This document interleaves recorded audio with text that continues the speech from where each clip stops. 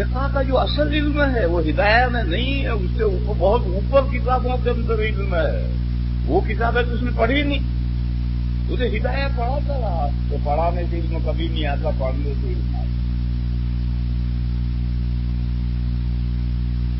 ایک شخص ہے مشکات پڑھاتا ہے 15 سال سے. کسی مدرسے میں شیخ الحدیث کی ضرورت ہے، اس مشکات پڑھانے والے کو شیخ الحدیث کوئی نہیں بناتا. تو بھائی اس نے گوری کی کوئی کتاب نہیں پڑھائی. کیوں؟ مشکات حدیث کی کتابیں نہیں، اور یہ 15 سال سے مشکات پڑھا رہا ہے، یہ شیخ الحدیث بننے کے قابل کیوں نہیں؟